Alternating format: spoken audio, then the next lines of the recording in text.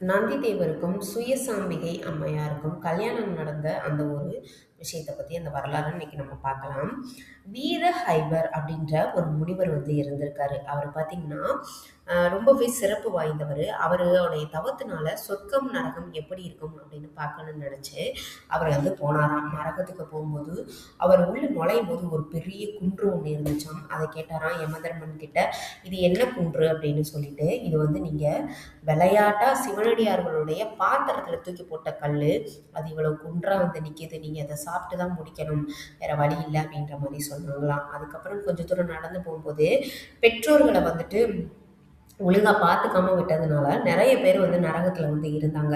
அவங்க எல்லாரும் எங்கள் பெற்றோர்களை நல்லபடியாக பார்த்துக்கணும்னு நினைக்கிறோம், எங்களுக்கு எப்படியாவது உதவி செய்யுங்க அப்படின்ற மாதிரி கதறி அழுதுருக்காங்க. இதெல்லாம் பார்த்துட்டு அவர் திருப்பி பூலகம் வந்துட்டாராம். வந்தோன்னு பார்த்தீங்கன்னா அங்கே உள்ள அந்த குன்று கரையணும் அப்படின்றதுக்காக இங்கே ஒரு பெரிய ஒரு மலை குன்றையே சாப்பிட்டு முடிச்சதா சொல்லப்படுது. அதனால அவருடைய பேர் சிலாத முனிவர் அப்படின்னு சொல்லப்பட்டிருக்கு. பார்த்துக்கோங்க. இவருக்கும் இவருடைய மனைவிக்கும் ரொம்ப நாளாக குழந்தை இல்லாமல் இருந்திருக்கு. அப்போ அதுக்காக ஒரு யாகம் வளர்க்கணும் அப்படின்னு முடிவு பண்ணுவார். அந்த தளத்தை நல்லா சமப்படுத்தணும் அப்படின்னு அதை தோண்டி சமப்படுத்திக்கிட்டு இருந்திருக்காரு. அப்போ பார்த்தீங்கன்னா ஒரு பெரிய தங்க பெட்டி ஒன்று கிடச்சிருக்கு. அந்த பெட்டிக்குள்ளே ஒரு குழந்தை ஒன்று இருந்திருக்கு. கடவுள் தான் அவங்களுக்கு குழந்தை கொடுத்துருக்காரு அப்படின்னு சொல்லிட்டு அதுக்கு சபீஸ்வரன் அப்படின்னு பேரும் இட்டு அதை நல்ல முறையில் வளர்த்துட்டு வந்திருக்காங்க. ஆனால் அவங்க முன்னாடி கடவுள் தோன்றி சொன்னாங்களாம், இவர் 16 வயது வரை மட்டும்தான் உயிரோட இருப்பார், அதுக்கப்புறம் சிவலோகம் அடைஞ்சிருவார் அப்படின்னு சொல்லியிருக்காங்க. அதோட இதை நினைச்சு அவங்க வருத்தப்பட்டுக்கிட்டே இருந்திருக்காங்க. இந்த பையனும் கொஞ்சம் வளர்ந்து வந்திருக்கான்.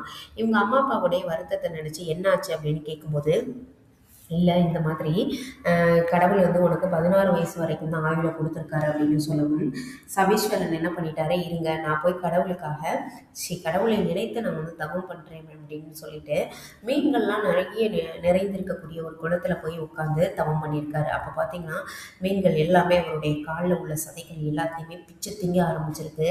ஆனாலும் அந்த தவத்தை அவர் கைவிடவே இல்லை. உடனே சிவபெருமான் அவர் முன்னாடி தோன்றி, உனக்கு என்ன வரம் வேணும் அப்படின்னு சொல்லி கேட்கும்போது, எனக்கு 16 வயதோட என்னுடைய ஆயுள் முடிகிறதா சொன்னீங்களாம். அது எனக்கு கொஞ்சம் ஆயுள் எனக்கு கூட்டி தரணும், நான் என்னோட பெற்றோர்களோட மகிழ்ச்சியாக வாழணும் அப்படின்னு சொல்லியிருக்காங்க. அதுக்கப்புறம் பார்த்தீங்கன்னா, உன்னுடைய தவத்தில் நான் மெய்சில் இருக்கிறேன், ஆனால் நீ சிவலோகம் என்னோட வந்துரு, நான் உனக்கு நந்தி அப்படின்ற ஒரு பட்டத்தை நான் உனக்கு கொடுக்குறேன், நீ என் கூடவே எப்பவும் நந்தி பகவானாக இருக்கணும் அப்படின்னு சொல்லிட்டு அப்படி ஒரு எப்படி சொல்கிறது புண்ணியமான ஒரு விஷயத்தை அவருக்கு கொடுத்துருக்காரு. உடனே இவருக்கு ஒரே சந்தோஷம் ஆயிடுச்சு. போய் பெற்றோர்கள்ட்ட போய் சொல்கிறாங்க.